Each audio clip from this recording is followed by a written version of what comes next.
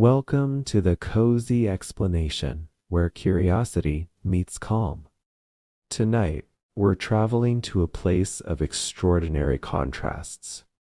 A land where the world's highest waterfall plunges nearly a kilometer through mist and rainbows, where lightning strikes the same spot 300 nights a year, where mountains older than bones rise from jungles like the towers of a lost world. And yet, this same place has become one of the most heartbreaking stories of our time. Get comfortable. Adjust your pillow. Let the day fade away. Tonight, we're exploring Venezuela. Venezuela is not an easy story. It's not simple or straightforward. It's a story about how a country blessed with more oil than Saudi Arabia, more gold than Peru, more natural beauty than almost anywhere on earth, somehow became a place where 7 million people felt they had no choice but to leave. It's a story about a charismatic revolutionary named Hugo Chávez, who promised dignity to the poor and ended up creating a system that made almost everyone poorer. About his successor, a former bus driver named Nicolás Maduro, who inherited an impossible situation and made it exponentially worse. And just this morning, January 3rd, 2026, this story took a dramatic new turn when American Special Forces captured Maduro in Caracas and flew him to face narco-terrorism charges in New York. The country he ruled for 12 years now faces an uncertain future. But Venezuela's story didn't begin with Chávez, and it won't end with Maduro. Long before the oil, long before the politics, long before the crisis, Venezuela was a land of remarkable people, extraordinary geography, and cultures that understood something essential about joy, music, and community. That Venezuela still exists, scattered now in Miami Arepa restaurants and Madrid apartment buildings, in Bogota where Venezuelan teachers work, in Sao Paulo where Venezuelan doctors practice, and still, stubbornly, beautifully, in Venezuela itself, where people make music in the dark, cook hallacas at Christmas with whatever they can find, and wait for better days. Tonight, we'll trace this entire arc. From the moment indigenous peoples first saw the Spanish ships appear on the horizon, through the age of Bolívar, the Liberator who freed 5 nations, through the discovery of oil that would transform everything, through the rise and fall of democracy, through the Chávez revolution and the Maduro collapse. We'll meet a bus driver who became president. We'll understand how oil wealth became a curse instead of a blessing. We'll explore a culture so vibrant it couldn't be crushed even by catastrophe. And we'll try to understand this morning's extraordinary events when the Venezuelan government effectively fell, not to its own opposition, not to its own military, but to an intervention that has left the world divided and Venezuelans uncertain whether to celebrate or mourn. The story of Venezuela is ultimately about a question that haunts every society blessed with sudden wealth. Can we use good fortune wisely? Can we build something lasting? Or will abundance itself become our undoing? Let's find out together. Close your eyes, breathe deeply, and travel with me to the northern coast of South America, where the Andes meet the Caribbean, and where one of the most complex stories in the Western Hemisphere has been unfolding for 500 years. Part 2: The Land That Shouldn't Exist. Before we talk about people or politics, we need to understand the stage on which this drama unfolds. Venezuela occupies a unique ecological crossroads. The northern tip of South America, where the Andes mountain range makes its final descent to the sea, where the Caribbean meets the rainforest, where ecosystems collide and create something found nowhere else on Earth. Imagine standing at the summit of one of Venezuela's Table Mountains, flat-topped formations geologists call tepuis. These aren't ordinary mountains. They're among the oldest exposed rock formations on the planet. The tepuis rise like islands from the jungle, sheer cliff walls 2,000 feet high, perfectly flat tops. Each one is its own isolated ecosystem, cut off from the world below for millions of years. Plants and animals evolved there that exist nowhere else. It's real-life Jurassic Park, without the dinosaurs. The most famous tepui is called Awan Tepui. From its summit, water falls nearly a kilometer down. 3,212 feet of free-falling water, making it the tallest waterfall on Earth. The water falls so far that much of it turns to mist before it reaches the ground. The indigenous people of the region call it Kerepakupai Meru, which means waterfall of the deepest place. The world knows it as Angel Falls, named after an American pilot named Jimmy Angel, who crash-landed on top of the mountain in 1937 while searching for gold. His plane sat there for 33 years before anyone could retrieve it. That's Venezuela. Beauty so extreme it feels mythological. Resources so abundant they attract dreamers and schemers from around the world. And logistics so challenging that a crashed plane can sit on a mountain for 3 decades.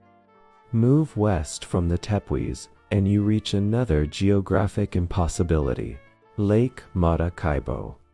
It's not really a lake. It's a tidal bay connected to the Caribbean, but it's enclosed enough that everyone calls it a lake, making it the largest lake in South America. And above this lake that's not a lake, something extraordinary happens. Lightning. Not occasional lightning. Not summer storm lightning. Constant, persistent, almost nightly lightning that strikes the same area up to 280 times per hour, 300 nights per year. They call it Catatumbo lightning, named after the river that flows into the lake. Scientists think it's caused by unique atmospheric conditions, methane from oil deposits mixing with moisture from the lake, surrounded by mountains that trap the storms. The result is the most consistent lightning show on planet Earth. Sailors once used it for navigation. The flashes could be seen 100 miles away. Nature's lighthouse, flashing endlessly above the oil-rich waters. And then there's the Orinoco River. The Orinoco is the 3rd largest river in the world by discharge. It flows for over 2,000 kilometers through Venezuela, creating a massive delta where it meets the Atlantic Ocean. But the Orinoco has a secret, a natural canal called the Cassiquia Ray that connects it to the Amazon River basin. This means Venezuela has flowing water connections to both the Atlantic and the Caribbean, the Andes and the Amazon, the mountains and the sea. It's a geographic hub, a crossroads, a place where ecosystems meet and mingle. The northern region is Caribbean coastline.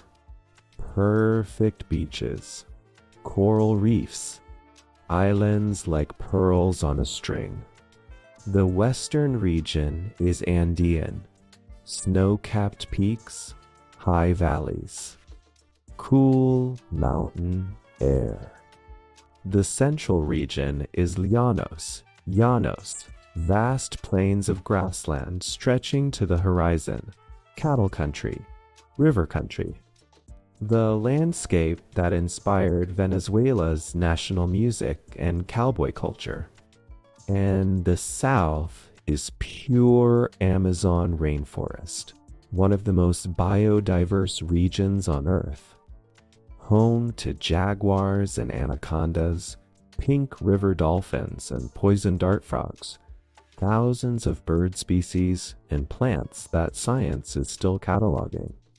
This geographic diversity means Venezuela has almost every climate zone, from alpine to tropical, from desert to rainforest, from Caribbean to Amazon, and beneath it all, oil. So much oil.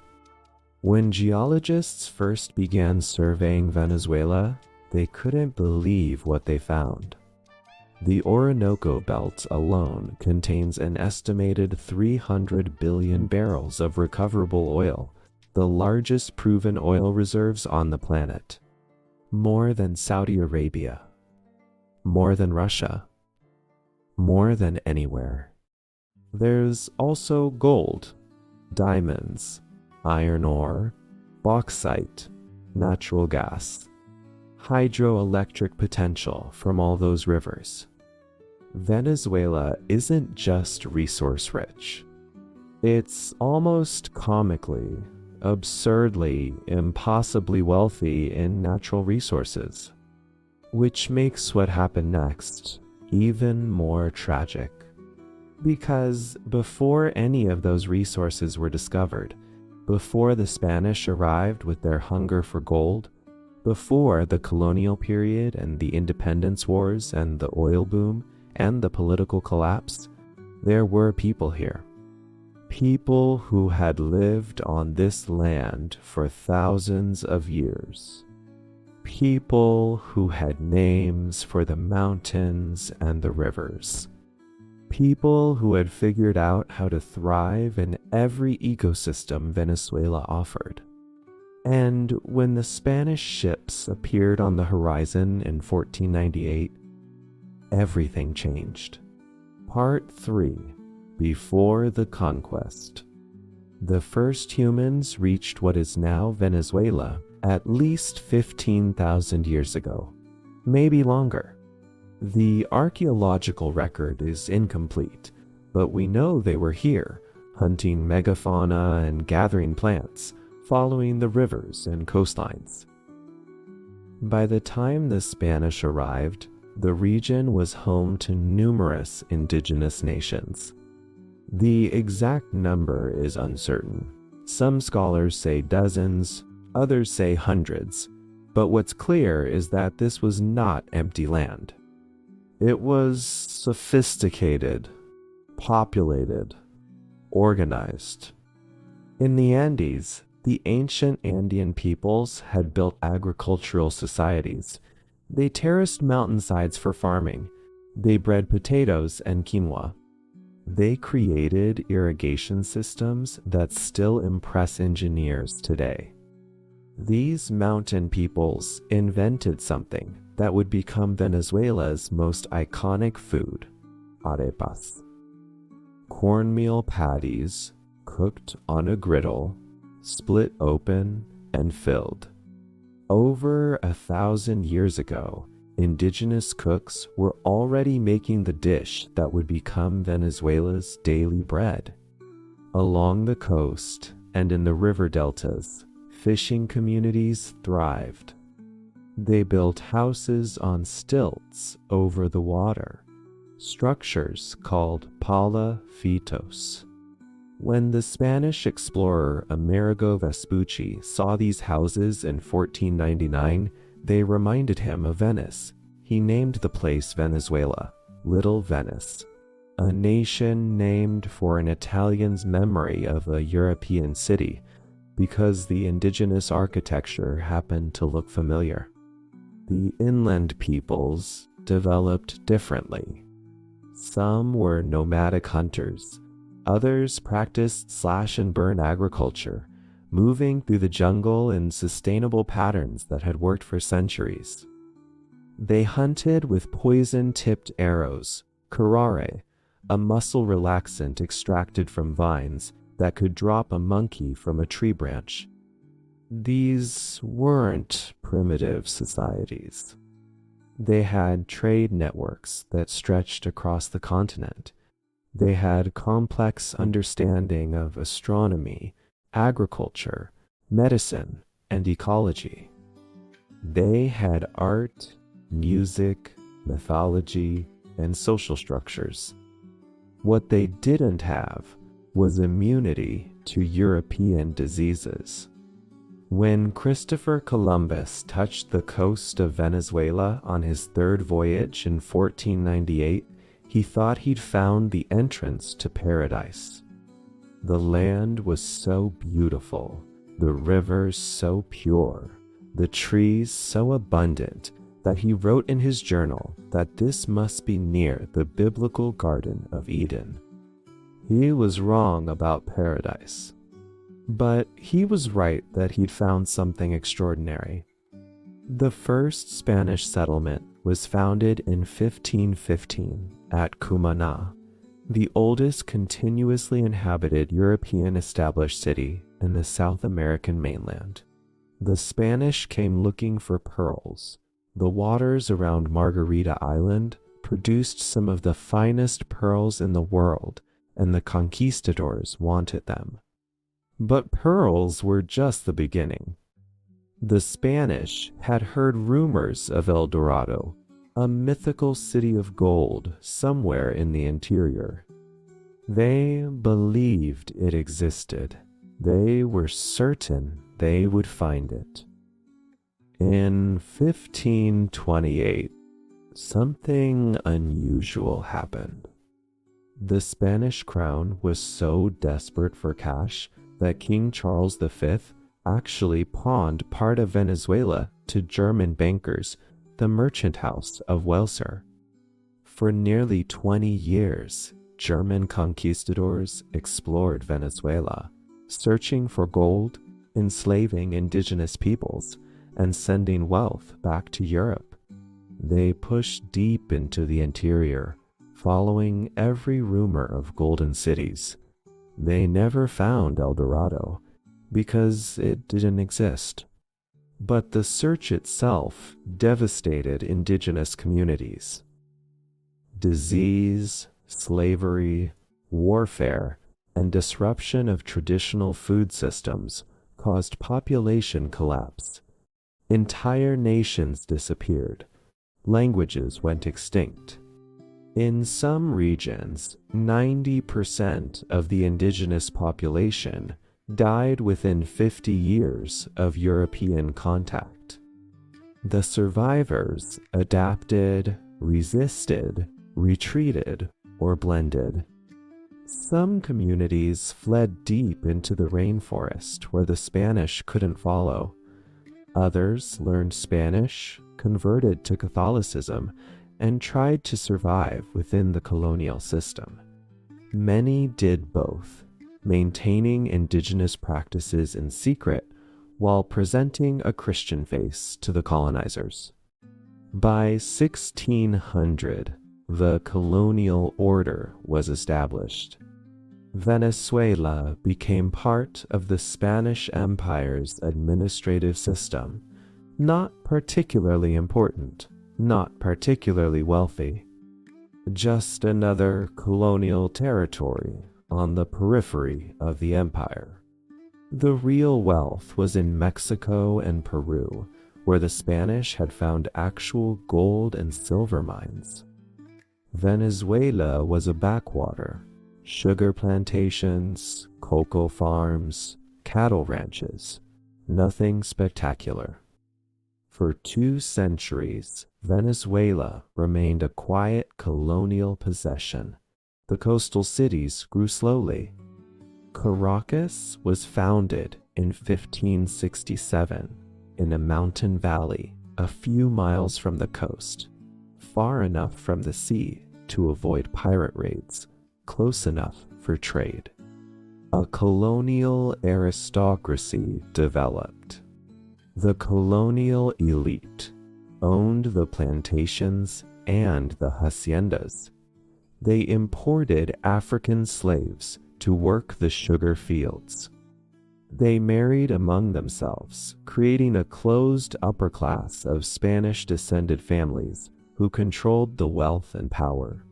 Below them, a complex racial hierarchy emerged, Spanish-born at the top, American-born Spanish descendants next, then mixed European and indigenous heritage, then mixed European and African heritage, then indigenous peoples, then African slaves at the bottom. Everyone knew their place. The system was designed to keep it that way. But by the late 1700s, something was changing. The American-born Spanish descendants were getting restless. They were wealthy, educated, and ambitious. But no matter how much land they owned or how much money they made, they would always be second-class citizens in the Spanish Empire. The Spanish-born, born in Spain, held all the top government positions. They got the best church appointments. They controlled trade policy. And they made it very clear that being born in America made you inferior, no matter how pure your Spanish blood. This created resentment. And resentment, given time and the right spark, becomes revolution.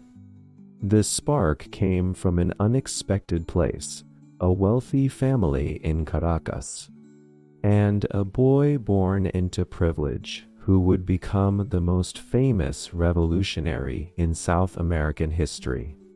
His name was Simón Bolívar. Part 4. The Liberator.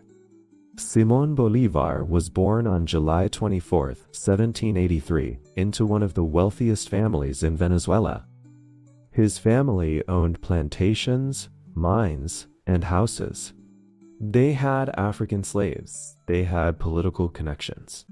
They had everything the colonial system could offer, everything except the top positions reserved for the Spanish-born elite. Bolívar's parents died when he was young. He was raised by tutors and relatives, given a classical education that included philosophy, literature, and European political theory. His most influential teacher was a man named Simón Rodriguez, who introduced him to the works of Enlightenment philosophers like Rousseau and Voltaire. These books were dangerous. They contained ideas about natural rights, popular sovereignty, and the illegitimacy of inherited power. Ideas that, if you really believe them, made the entire colonial system look absurd. At 16, Bolívar was sent to Europe to complete his education. In Madrid, he met and married a young Spanish woman. She died of yellow fever less than a year later, shortly after they returned to Venezuela. Heartbroken, Bolívar returned to Europe. And in 1805, something happened that would change the course of South American history. He was in Rome with his old tutor, Simón Rodriguez. They climbed one of Rome's hills. According to legend, it was the Aventine Hill, one of the 7 hills of Rome. And there, looking out over the ruins of the ancient empire, Bolívar made a vow. He swore he would not rest until Spanish America was free. He was 22 years old, wealthy, privileged, comfortable. He could have lived a life of ease on his family estates. Instead, he would spend the next 25 years at war. The independence movement in Spanish America was inspired by the American Revolution and the French Revolution. If 13 British colonies could break free, if the French could overthrow their king, why couldn't Spanish America liberate itself? In 1810, the colonial government in Caracas fell to independence forces. On July 5, 1811, Venezuela declared independence. It was the first South American territory to do so. The Spanish response was brutal. They sent armies to crush the rebellion. They declared the independence leaders to be traitors worthy of death. They offered pardons to anyone who would return to the crown. The first Venezuelan republic collapsed. Bolivar had to flee. He escaped to Cartagena in what's now Colombia and began planning the reconquest. This became the pattern of Bolivar's life: victory, defeat, exile, return, victory, defeat, exile, return. He lost battles and lost cities. He made strategic retreats across mountains and through jungles.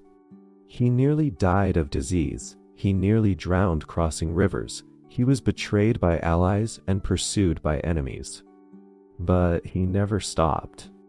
In August 1819, Bolívar led his army on one of the most remarkable military campaigns in history. He decided to attack the Spanish forces in Colombia from an unexpected direction, across the Andes Mountains. It shouldn't have been possible. The army had to cross ice-covered mountain passes higher than 14,000 feet. They lost hundreds of men to cold and altitude sickness. Horses died, equipment was abandoned. Men wrapped their feet in rags because their boots had disintegrated. But when they came down from the mountains and attacked the Spanish forces on the other side, the element of surprise was total. On August 7, 1819, at the Battle of Boyacá, Bolívar's army shattered the Spanish forces. Colombia was free, and the momentum had shifted. On June 24, 1821, Bolívar's forces won the Battle of Carabobo in Venezuela. This was the decisive victory. Spain still held a few coastal fortresses, but the war for Venezuela was essentially over. Venezuela was independent, but Bolívar's vision was bigger than Venezuelan independence. He dreamed of a united South America, a federation of republics that could stand together against European powers. He called it Gran Colombia, a nation that would include present-day Venezuela, Colombia, Ecuador, and Panama. For a brief moment, this dream seemed possible. Bolívar was president of Gran Colombia. He was the liberator of Venezuela, Colombia, Ecuador, Peru, and Bolivia. He was the most powerful man in South America, but holding nations together proved harder than liberating them. The different regions had different interests. The wealthy landowners wanted to maintain their privileges. The regional strongmen wanted autonomy. The racial hierarchies hadn't disappeared just because Spain was gone. Slavery still existed. The indigenous peoples who had been promised equality found that the Spanish-descended patriots were just as capable of exploitation as the Spanish had been. Bolívar became increasingly authoritarian. He believed that South America needed strong leadership to avoid chaos. His opponents believed he wanted to become a dictator. Both were probably right. In 1826, Venezuela tried to break away from Gran Colombia in a movement called the Cociata. Bolívar held the country together, but barely. The dream of unity was fracturing. By 1830, Bolívar was sick, politically isolated, and deeply disappointed. Gran Colombia was falling apart. The unified South America he had envisioned would never exist. The liberal constitutions he had championed were being ignored. The inequalities he had hoped independence would solve remained entrenched. On December 17, 1830, Simón Bolívar died of tuberculosis in a borrowed house in Colombia. He was 47 years old. His famous last words were, "The three greatest fools in history have been Jesus Christ, Don Quixote, and me." He died believing he had failed, that his life's work had been for nothing, that South America would descend into chaos and dictatorship. He wasn't entirely wrong. Part 5. The Oil Century. For the rest of the 1800s, Venezuela struggled to find itself. The country went through a long series of regional strongmen who seized power through military force and held it until someone stronger came along. There were civil wars, constitutions were written and ignored. The economy limped along based on coffee and cocoa exports. Venezuela was independent, but it wasn't thriving. Then, on April 15, 1914, everything changed. A drilling rig called Zumaque 1 struck oil. It wasn't much at first, a small well in the Maracaibo Basin, but it proved that oil was there. And if there was oil in one place, there might be oil everywhere. Companies rushed in, British, Dutch, American. They signed contracts with the Venezuelan government, contracts that in retrospect gave away the country's resources for almost nothing. But at the time, nobody knew just how much oil was there. On December 14, 1922, a well called Barroso No. 2 blew out. The gusher shot oil 100 feet into the air. It flowed at a rate of 100,000 barrels per day. For 9 days, workers struggled to cap the well, while oil sprayed everywhere, creating a black rain that could be seen for miles. When they finally controlled it, the world knew Venezuela wasn't just an oil producer. It was going to be one of the major oil producers on the planet. The man who controlled Venezuela during the oil boom was Juan Vicente Gómez, a dictator who ruled from 1908 to 1935. Gómez was brutal, corrupt, and efficient. He crushed opposition. He imprisoned dissidents. He banned labor unions and political parties, but he also stabilized the country. He paid off the foreign debt. He built roads and infrastructure. And he signed oil contracts that brought enormous revenue into the government treasury. Most of that money went to Gómez and his allies, but enough trickled down to modernize Caracas and other cities. By the 1930s, Venezuela was transforming from a poor agricultural society into an oil state. When Gómez died in 1935, Venezuela tentatively moved toward democracy. Political parties formed, labor unions organized, students protested. There were elections, though the military still held ultimate power. In 1945, a coup brought a reform government to power. And in 1947, Venezuela held its first direct presidential election with universal suffrage. The famous novelist Rómulo Gallegos won. He lasted less than a year before another military coup. The military government of the 1950s, led by Marcos Pérez Jiménez, used oil money to transform Caracas into a modern city. They built highways and skyscrapers. They created the infrastructure of a 20th century capital. But Pérez Jiménez was also a dictator. He tortured political prisoners. He banned opposition parties. He censored the press. In 1958, a general strike and mass protests overthrew him. He fled into exile, and Venezuela entered what would be its golden age, 4 decades of democratic government. The 1958 Punto Fijo Pact created a power-sharing agreement between the major political parties. They agreed to respect election results, share government positions, and pursue moderate policies. They called it pacted democracy, a system designed to prevent any one faction from dominating. For 40 years, it worked. Venezuela alternated between 2 main parties, one center-left, one center-right, in a stable democratic system. Presidents finished their terms, elections were held on schedule, political violence declined, and oil money flowed. In 1976, Venezuela nationalized its oil industry. The foreign companies were compensated and sent home. A new state oil company was created, PDVSA, Petróleos de Venezuela. This was supposed to ensure that oil wealth benefited Venezuelans, not foreign shareholders. The 1970s were boom times. Oil prices quadrupled after the Arab oil embargo. Money poured into Venezuela. The government spent lavishly on education, healthcare, infrastructure, and subsidies. The economy grew. The middle class expanded. Venezuelans traveled abroad, bought imported goods, and believed they lived in one of the most promising countries in Latin America. People joked that Venezuela was so rich it was cheaper to fly to Miami for shopping than to buy locally.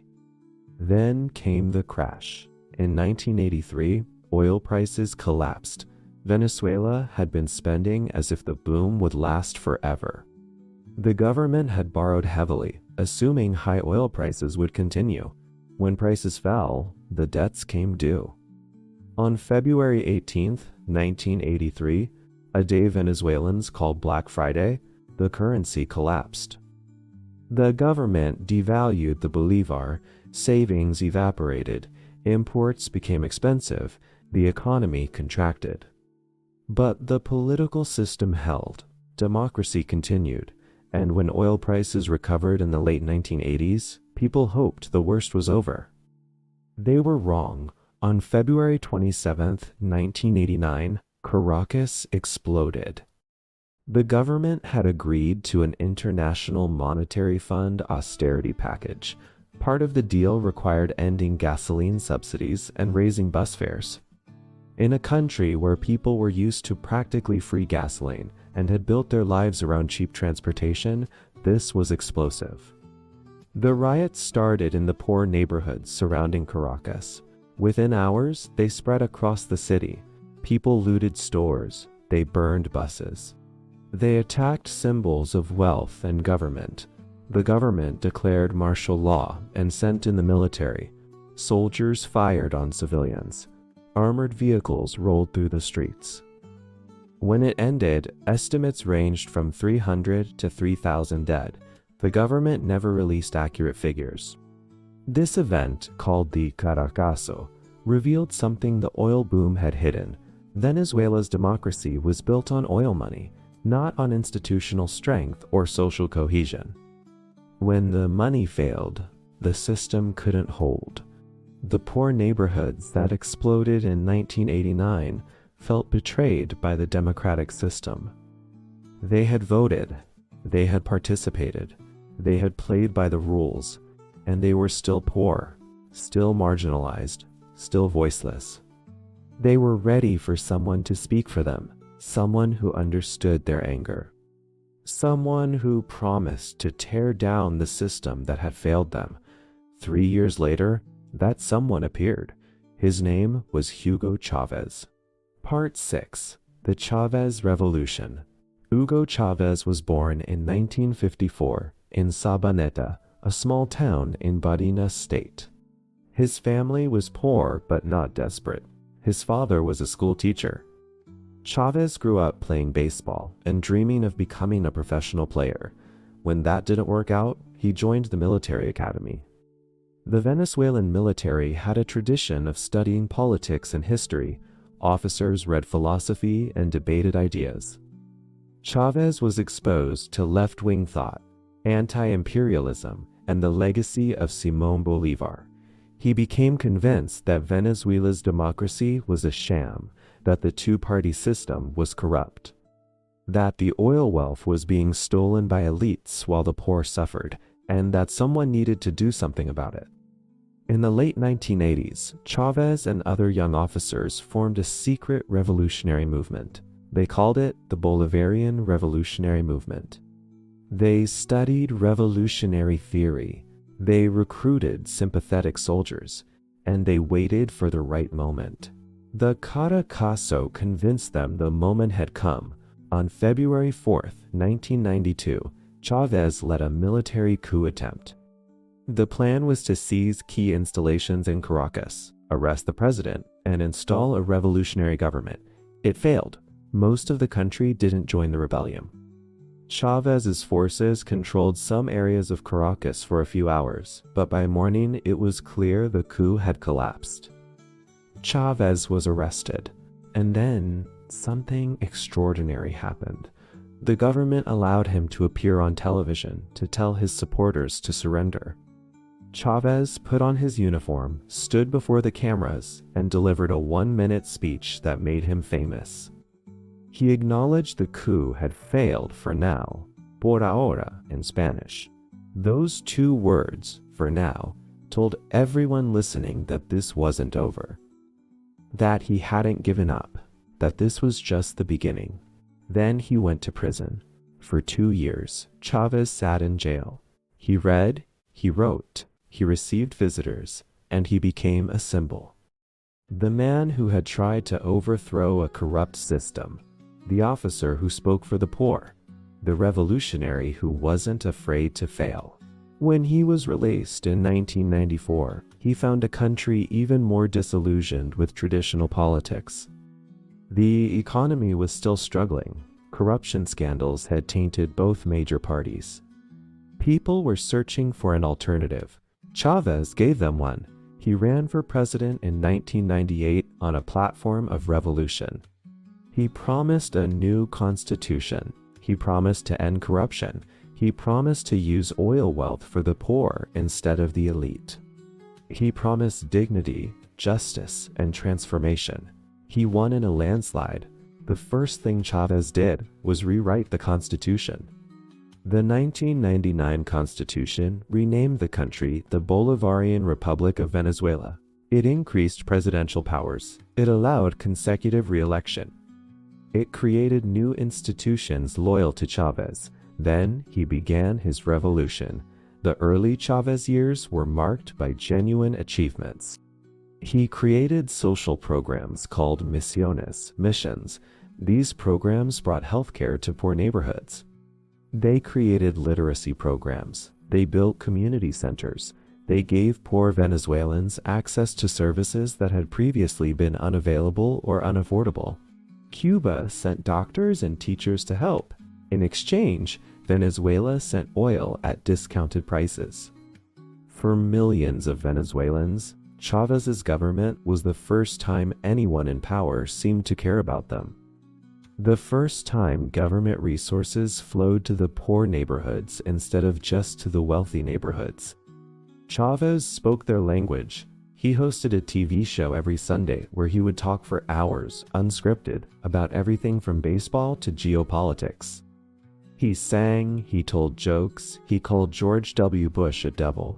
He was theatrical, charismatic, and completely unconventional. His supporters loved him. His opponents were horrified. In 2002, elements of the opposition and business community attempted a coup. They briefly controlled the presidential palace and announced Chávez's resignation, but loyal military units rallied.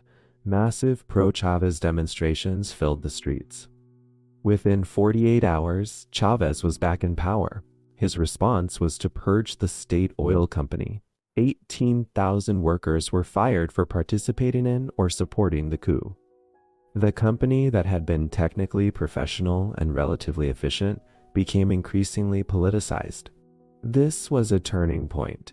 Chávez had always been authoritarian in style, but after the coup attempt, he became increasingly autocratic in substance. He packed the courts with loyalists. He intimidated the media. He used state resources to punish opponents and reward supporters, but oil prices were rising.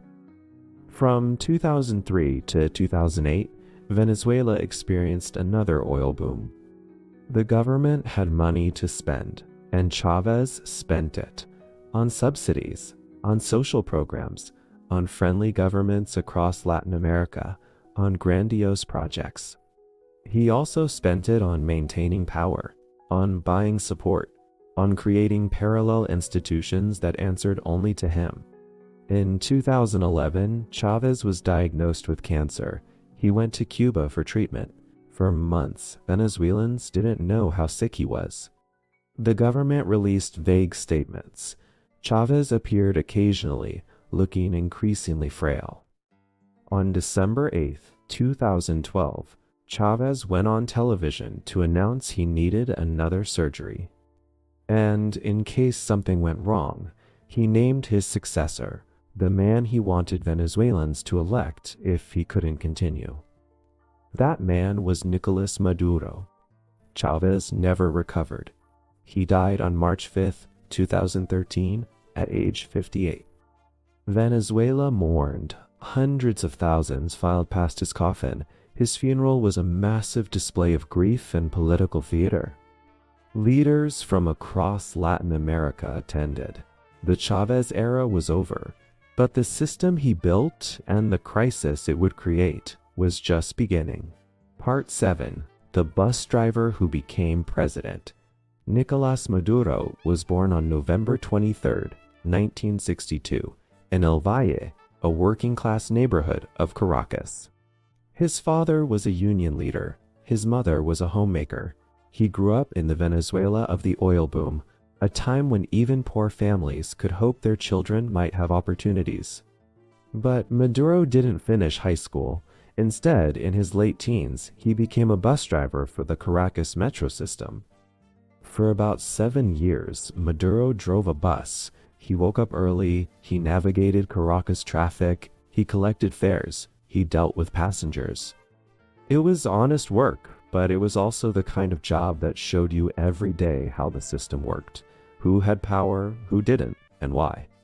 He was also a union activist. He helped found a union for metro workers called Citrameca. This brought him into contact with left-wing political movements and eventually with Cuba. In the mid-1980s, Maduro went to Cuba for political training. He studied at the National Cadre School, an institution that trained foreign revolutionaries in Marxist theory and organizing tactics. He returned to Venezuela more committed than ever to socialist transformation. But Maduro wasn't just a political revolutionary. He was also a seeker. He became a devoted follower of an Indian guru named Satya Sai Baba, a spiritual teacher who claimed to perform miracles and who attracted millions of followers worldwide. Maduro visited India. He meditated, he wore the guru's picture. Even as president, he would talk about spiritual protection and positive energy. His political opponents mocked this, but for Maduro, it seemed to provide genuine comfort and meaning. He was also a music fan. He loved Led Zeppelin and John Lennon. He could quote their lyrics. He named one of his sons after a Cuban poet, but also referenced musical heroes in interviews. This was who Maduro was: a bus driver, a union organizer, a revolutionary, a spiritual seeker, a music lover, not an intellectual like Chávez, not a military officer with strategic training, just a working-class man who rose through the movement. His connection to Chávez began on December 16, 1993. Maduro visited Chávez in Yare prison, where Chávez was being held after the failed coup. They talked for hours. Chávez saw in Maduro a loyal, dedicated organizer who could be trusted. They gave Maduro a code name, Verde, green. When Chávez was released and began building his political movement, Maduro was there. When Chávez ran for president, Maduro organized. When Chávez won, Maduro was rewarded with increasing responsibility. He was elected to the National Assembly in 2000. He became president of the assembly in 2005. In 2006, Chávez appointed him foreign minister, a position he held for 6 years. As foreign minister, Maduro traveled constantly. He represented Venezuela at the United Nations. He met with world leaders. He negotiated oil deals. He wasn't brilliant or charismatic, but he was loyal and hardworking. In October 2012, Chávez named him vice president. 2 months later, as Chávez's health failed, he named Maduro his successor. When Chávez died in March 2013, Maduro became acting president. A special election was called for April. Maduro ran as Chávez's heir. His campaign slogan was, "I am not Chávez, but I am his son." He promised to continue the Bolivarian revolution. He invoked Chávez's memory constantly. He even claimed that Chávez's spirit had appeared to him as a little bird to bless his campaign. His opponent was Henrique Capriles, a young, energetic state governor who represented the opposition coalition. The election was close, incredibly close. Maduro won with 50.61%. Capriles got 49.07%. 1.5%. About 200,000 votes out of almost 15 million cast. The opposition claimed fraud. They demanded a recount. Maduro refused. The Electoral Council, controlled by Chávez loyalists, certified the results. Maduro was president. But unlike Chávez, who had won landslide after landslide, Maduro had barely won. And everyone knew it. He didn't have Chávez's charisma, he didn't have his political skills, he didn't have his ability to inspire. He rambled in speeches. He made mistakes, he lacked confidence, and he inherited an economy on the verge of collapse. Chávez had spent the oil boom years spending money without saving or investing. This state oil company had been hollowed out by purges and politicization. Production was declining. Refineries were poorly maintained. Venezuela was importing gasoline despite having the world's largest oil reserves. The government had created a complex system of currency controls to prevent capital flight, but this created massive opportunities for corruption. Connected people could get dollars at the official rate and sell them on the black market for huge profits. Inflation was accelerating. Shortages were appearing. The economy was increasingly dependent on oil exports at a time when production was falling. Then, in 2014, oil prices crashed, from over $100 a barrel to under $30. Venezuela's entire economic model collapsed overnight. Maduro's response was to deny reality. He blamed the opposition. He blamed the United States. He blamed an economic war being waged by capitalists and right-wing conspirators. He never admitted that the problem was the system Chávez had built and that he was now trying to maintain. Instead, he doubled down. He printed money to cover government spending, creating hyperinflation. He imposed price controls that caused shortages. He seized private businesses and gave them to supporters who ran them into the ground. The crisis spiraled. By 2016, people were standing in line for hours to buy basic goods. Supermarket shelves were empty. Hospitals ran out of medicine. Children were dying of malnutrition. In 2015, the opposition won control of the National Assembly in a landslide. The people had voted for change. Maduro's response was to strip the assembly of its powers. He created a new legislative body, the Constituent Assembly, packed with loyalists. He simply bypassed the democratically elected legislature. When protests erupted in 2017, he sent security forces to crush them. Over 100 people died. Thousands were arrested. Maduro was no longer even pretending to be democratic. Venezuela had become an autocratic state, and Maduro, the former bus driver, the spiritual seeker, the Chávez loyalist, had become a dictator. But maintaining dictatorship requires resources, money to pay the military, money to fund the security services, money to buy loyalty. As oil revenue collapsed, Maduro turned to other sources. Venezuela became a hub for drug trafficking. Cocaine from Colombia moved through Venezuelan territory with the complicity or active participation of military and government officials. The United States would later indict Maduro and other top officials for narco-terrorism. The government also turned to gold mining. In the southern state of Bolívar, mining operations, many of them illegal, proliferated. The environmental damage was catastrophic. Indigenous communities were displaced. Violence was endemic. But it brought in money, enough to keep the system running, barely. By 2018, Venezuela was in free fall. The economy had contracted by more than half. Inflation was over 1,000,000%. The currency was worthless. People were fleeing by the millions, and Maduro was still president. In 2019, the opposition made one more attempt. The head of the National Assembly, a young politician named Juan Guaidó, declared himself interim president, citing the Constitution. Dozens of countries recognized him. The United States imposed sanctions on Venezuela's oil industry. For a moment, it looked like Maduro might fall, but the military stayed loyal. Russia and China backed Maduro. Cuba sent intelligence advisors. The security forces remained intact. Guaidó's challenge faded. He left Venezuela. The international community moved on. Maduro survived. In 2020, the U.S. Department of Justice indicted Maduro for narco-terrorism. They offered $15 million for information leading to his arrest. The bounty was later increased to $50 million.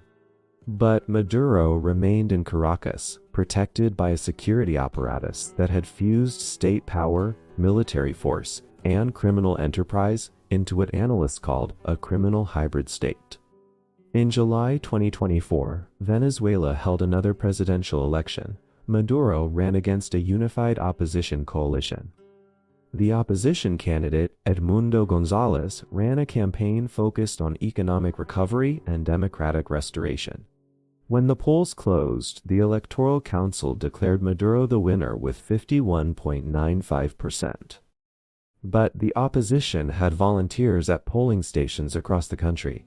They collected the paper receipts that every voting machine was supposed to print. And when they tallied those receipts, they showed González winning with over 60%. The opposition published the receipts online. International observers called the election fraudulent. Countries across Latin America refused to recognize the results. Maduro didn't care. He had the power, he had the military, he had the security forces, he was inaugurated for another term. And it looked like he would remain president indefinitely.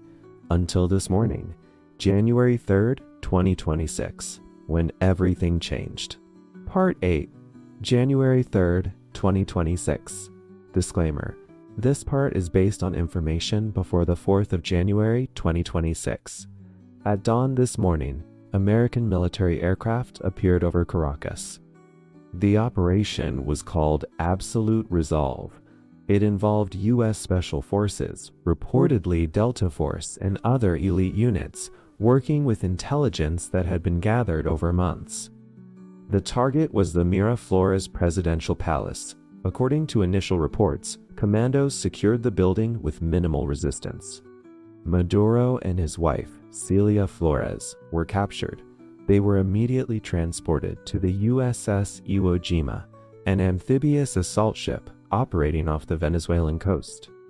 From there, they were flown to the United States to face the narco-terrorism charges that had been pending since 2020. The operation was surgical, quick, decisive. By the time most Venezuelans woke up, it was over. President Trump addressed the American people later in the morning. He said the operation was necessary to end the narco-terrorist regime that had destabilized the region and caused millions to flee. He announced that the United States would run the country temporarily to restore order and prepare for elections. The international reaction was immediate and divided. The Lima Group, Latin American countries that had opposed Maduro, generally expressed support, though with concern about U.S. intervention setting a precedent. Mexico condemned the operation as a violation of Venezuelan sovereignty. Brazil called for an emergency meeting of the Organization of American States. Russia issued a strong statement calling it an illegal act of aggression. China demanded Maduro's immediate release. Cuba condemned what it called imperialist invasion. In Caracas, confusion reigned. The vice president, Delcy Rodriguez, appeared on state television demanding proof of life for Maduro and Flores. She called for the military to resist, but gave no concrete orders. Some military units mobilized, others waited. Most seemed uncertain what to do. The opposition, caught off guard, issued a cautious statement calling for constitutional order and Venezuelan solutions to Venezuelan problems. They seemed unsure whether to celebrate Maduro's removal or protest the manner of it. In the poor neighborhoods where Chávez had once been beloved, reactions were mixed. Some people celebrated, others feared what comes next. Most just wanted to know if this would mean food prices would drop or if their relatives could come home. In the Venezuelan diaspora, the 7 million people who fled over the past decade, phones rang all day. WhatsApp groups exploded with speculation. In Miami, in Madrid, in Bogotá, in Lima, Venezuelans tried to understand what this meant. Could they go home? Would Venezuela finally change? Or would this just bring a different kind of chaos? As night fell on January 3rd, Venezuela faced its most uncertain moment in decades. Maduro, the bus driver who became president, was on his way to a courtroom in New York. The Bolivarian revolution that began with Chávez's 1992 coup attempt might be over, or it might just be entering a new phase. Nobody knows. What is clear is that Venezuela's story, already tragic, already complex, already filled with missed opportunities and broken dreams, just took another turn. And the country that sits on the world's largest oil reserves, the country with angel falls and lightning that never stops, the country of arepas and music and baseball and brilliant people who deserved so much better than they got, that country now faces a future that is completely unclear. Part 9. The culture that survives. But Venezuela was never just politics and economics, never just oil and crisis, never just Chávez and Maduro. There was always music, always food, always joy that persisted even when everything else fell apart. Let's talk about what couldn't be destroyed. The music of Venezuela begins in the llanos, the vast grasslands of the interior. This is cattle country, river country, a landscape of horizons and big sky. The people who worked this land, the cowboys called llaneros, created their own music. They called it joropo. It's fast, complex, intricate. The rhythm is polyrhythmic, multiple rhythms happening at once, weaving together in patterns that seem impossible until you hear them. The main instrument is the cuatro. It's a small 4-string guitar that produces a bright metallic sound. In skilled hands, it can sound like a percussion instrument, a melody instrument, and a rhythm instrument all at once. There's a song called Alma Llanera, Soul of the Plains, that Venezuelans consider their second national anthem. It's a joropo that captures everything about that landscape. The freedom, the openness, the connection to the land. Every Venezuelan knows this song. And when Venezuelans gather anywhere in the world, Miami, Madrid, Santiago, Toronto, someone will eventually start singing Alma Llanera, and everyone will join in. And for a few minutes, they're home. In the western state of Zulia, around Lake Maracaibo, they have their own musical tradition, Gaita Zuliana. This is Christmas music. It uses a distinctive drum called a furo, a friction drum that makes a deep, rhythmic, booming sound. Venezuelans take Christmas music seriously. Starting in November, Gaita Zuliana fills the streets. Neighbors gather to sing. Families practice traditional songs. It's communal, joyful, essential. Even during the worst years of the crisis, even when there was no food, even when the electricity was out, people sang. Venezuela also created one of the most successful music education programs in the world, El Sistema.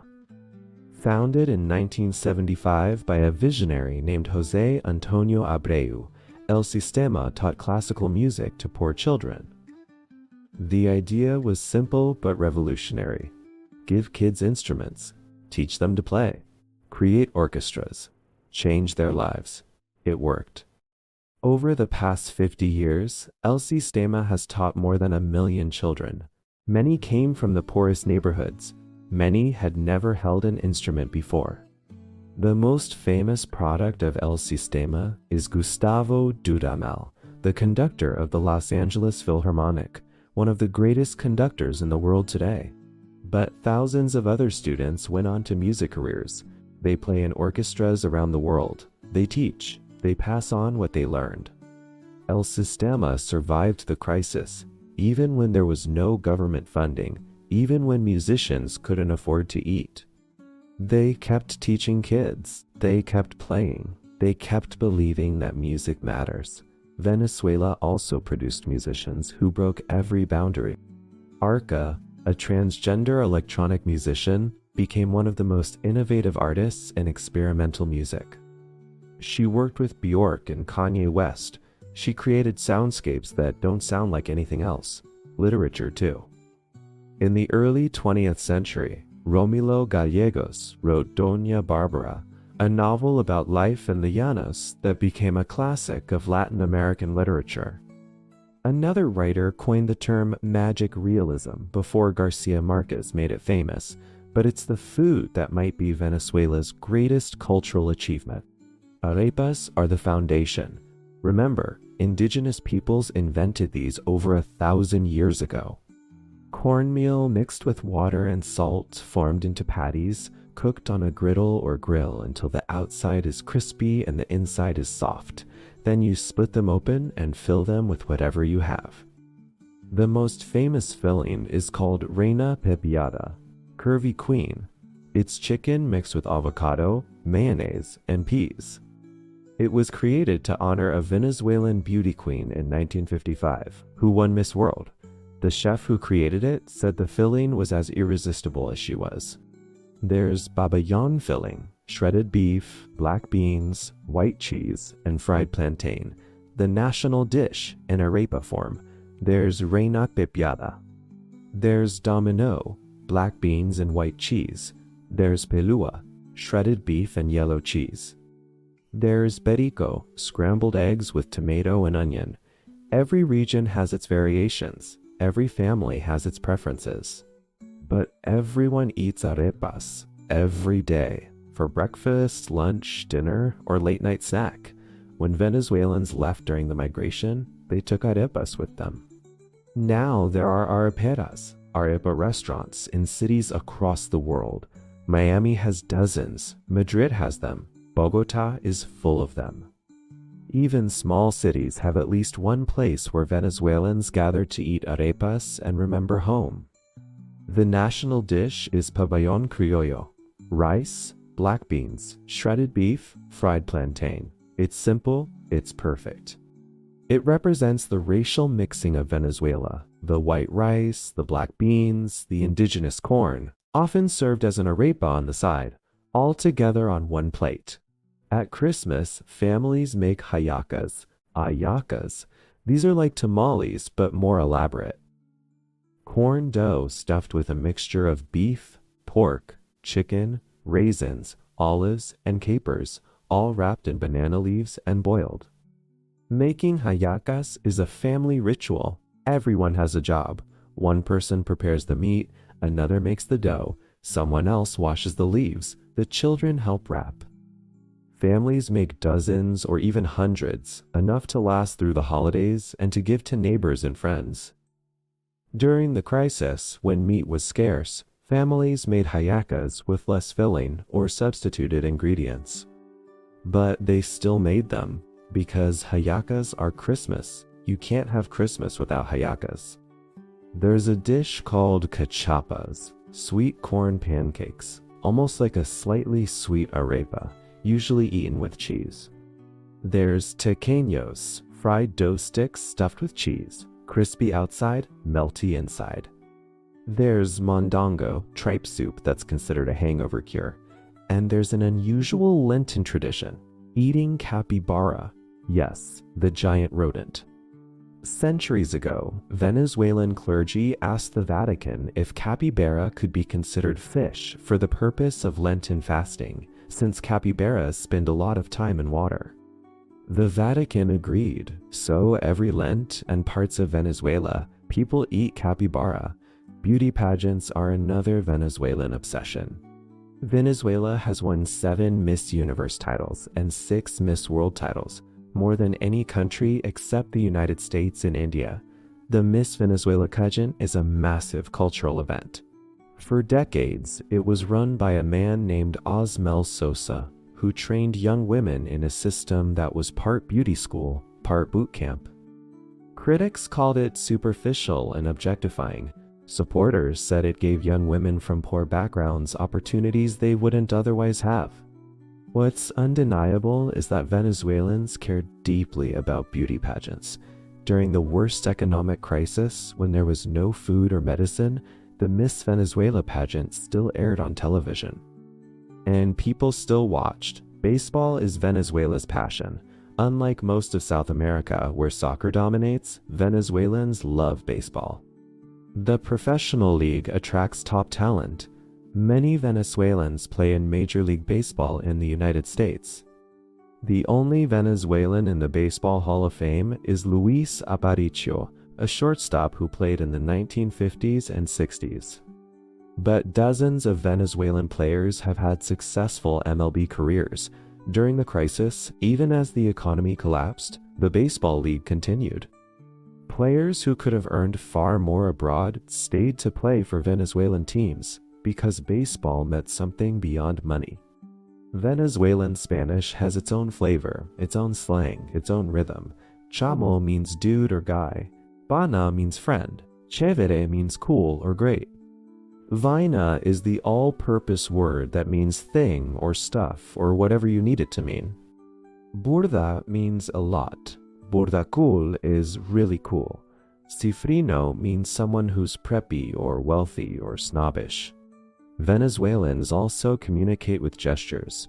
One of the most distinctive is pointing with your lips. You purse your lips and gesture with them toward what you want to indicate. It's subtle, expressive, and very Venezuelan. All of this, the music, the food, the language, the baseball, the beauty pageants, the gestures, traveled with the diaspora. In Miami, there are neighborhoods that feel more Venezuelan than American, where every restaurant serves arepas, where you hear cuatro music in the cafes, where people speak Venezuelan Spanish and use Venezuelan gestures and talk about going home to a country some of their children have never seen. In Madrid, Venezuelan musicians play in the metro stations, Venezuelan doctors work in hospitals, Venezuelan teachers teach in schools. And on weekends, they gather to make halacas and sing Alma Llanera and argue about baseball. The same is true in Bogotá, Lima, Santiago, Buenos Aires, Panama City, San Jose. Everywhere Venezuelans went, they brought their culture with them. And that culture survives, battered but intact, changed but recognizable, adapted to new contexts but still distinctly Venezuelan. Because Venezuela was never just a country, it was an idea, a feeling, a way of being in the world. And that can't be destroyed by politics or economics or dictatorship or crisis. It can only be carried forward by the people who remember. Part 10, Understanding the Resource Curse. Venezuela's story raises a haunting question. How does a country with the world's largest oil reserves become one of the world's poorest? Economists have a term for this, the resource curse, also called the paradox of plenty. It's the counterintuitive reality that countries with abundant natural resources often end up poorer and more politically unstable than countries with fewer resources. It seems impossible. Oil should be wealth. Gold should be prosperity. How does abundance become a curse? The answer is complex, but Venezuela illustrates every mechanism. First, there's the problem of dependency. When oil prices are high, oil revenue floods into the government treasury. This is easy money. You don't have to build a manufacturing sector. You don't have to develop agriculture. You don't have to create a skilled workforce. You just pump oil and collect checks. This creates what economists call a rentier state, a government that gets most of its revenue from external rents rather than from taxing its own productive economy. In a normal country, governments tax citizens. This creates accountability. If the government performs poorly, citizens demand change. If taxes rise without services improving, people protest. There's a direct relationship between government and governed. In a rentier state, that relationship breaks. The government doesn't need citizens economically. It needs oil markets. So the government becomes accountable to oil prices, not to people. This weakens democracy. Even when Venezuela had democratic institutions, oil money allowed governments to buy support through subsidies and patronage rather than earning it through good governance. Second, there's Dutch disease. This refers to what happened to the Netherlands after discovering natural gas in the 1960s. Resource wealth drives up the currency's value, and expensive currency makes exports expensive. Suddenly, your agriculture and manufacturing can't compete internationally. These sectors collapse. Venezuela experienced severe Dutch disease. As oil revenue flooded in, the Bolivar strengthened. Venezuelan agriculture couldn't compete with imports. Manufacturing declined. The country became dependent on imports paid for with oil revenue. This meant that when oil prices fell, Venezuela couldn't fall back on other productive sectors. They had withered away. Third, there's corruption. Oil money creates enormous opportunities for theft. Every contract, every license, every permit becomes a potential bribe. Political power becomes the path to wealth. This attracts the wrong kind of people to government. Not public servants, but wealth seekers. Venezuela's corruption became legendary. PDVSA, the state oil company, became a piggy bank for politicians. Contracts went to political allies. Money disappeared. The company that should have been investing in maintenance and technology instead hemorrhaged billions to corruption. Fourth, there's volatility. Oil prices fluctuate wildly. They doubled in the 2000s. They crashed in the 2010s. This creates boom-bust cycles that destabilize everything. During booms, governments spend lavishly, assuming high prices will continue. They create programs that require sustained funding. They hire workers they can't afford long-term. They subsidize consumption. When the bust comes, they can't or won't cut spending. So they borrow, they print money, they create inflation. The economy convulses. Venezuela experienced this pattern repeatedly. The oil boom of the 1970s led to profligate spending and borrowing. When prices collapsed in the 1980s, the economy crashed. The boom of the 2000s under Chávez led to even more spending. The crash after 2014 was catastrophic because Venezuela had saved nothing during the boom years. Fifth, there's the political economy of authoritarianism. Oil wealth allows governments to fund security forces without taxing citizens.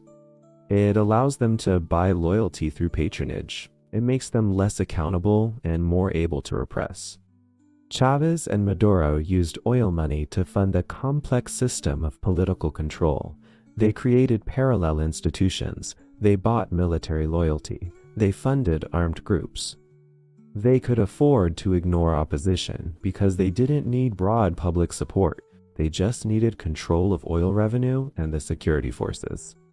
All of this combined in Venezuela to create what scholars call a criminal hybrid state, where legitimate government institutions, criminal enterprises, and authoritarian control fused together. The military became involved in drug trafficking. Government officials ran smuggling operations. The police collaborated with criminal gangs. The state itself became indistinguishable from organized crime, and yet, Venezuela also demonstrates something important. The resource curse is not inevitable. It's a political choice. Norway has massive oil wealth. It created a sovereign wealth fund that now holds over $1 trillion. It maintained democratic institutions. It invested in education and infrastructure. It saved during booms to stabilize during busts. Botswana found diamonds. It could have become another resource-cursed state. Instead, it built institutions, managed the wealth carefully, and became one of Africa's success stories. The difference wasn't the resource, it was governance. Venezuela had opportunities to avoid the curse. In the 1970s, there were proposals to create a sovereign wealth fund. They were rejected. Politicians wanted to spend immediately. In the 1990s, there were attempts to depoliticize PDVSA and run it as a professional company. They partly succeeded until Chávez purged 18,000 workers after the 2002 coup attempt. In the 2000s, when oil prices soared above $100 per barrel, Venezuela could have saved, could have invested in infrastructure, could have diversified the economy. Instead, Chávez spent on political programs and regional influence. Every choice made the curse deeper. And now, on January 3rd, 2026, with Maduro captured and the future uncertain, Venezuela faces yet another choice. Will the next chapter break the curse or deepen it? Nobody knows. Part 11, where curiosity meets calm. We've traveled far tonight, from the top of Angel Falls to the bottom of Lake Maracaibo. From indigenous villages to Spanish conquistadors to Simón Bolívar's revolutionary dream, from the first oil well to the final collapse. From Chávez's revolution to Maduro's capture, we've met a bus driver who became president. We've understood how oil became both blessing and curse. We've explored music and food that survived when everything else fell apart. And we've witnessed, just this morning, a dramatic turn in a story that's been unfolding for over 500 years. Venezuela's story isn't simple. There are no easy heroes or clear villains. There's suffering caused by ideology and suffering caused by greed. There's beauty that persists despite catastrophe. There's a culture that refuses to die even when scattered across the world. What happens next is uncertain. Will American intervention bring stability or chaos? Will Venezuelans be able to rebuild their country? Will the millions who left ever be able to return? We don't know. Nobody knows. But what we do know is this: Venezuela is more than its politics, more than its oil, more than its crisis. It's a land of extraordinary geography, of people who invented arepas and music and ways of being joyful even in darkness, of families who kept making hallacas even when they had no meat, of musicians who kept playing even when they had no food, of 7 million people who left everything behind but carried Venezuela with them. Tonight, somewhere in Miami, someone is making arepas. In Madrid, someone is playing cuatro. In Bogotá, someone is teaching their children alma llanera. In Caracas, despite everything, someone is singing. Because culture isn't destroyed by crisis, it's carried forward by people who remember. And Venezuela will be remembered, will be kept alive, will persist in the hearts of everyone who loves it, even from afar.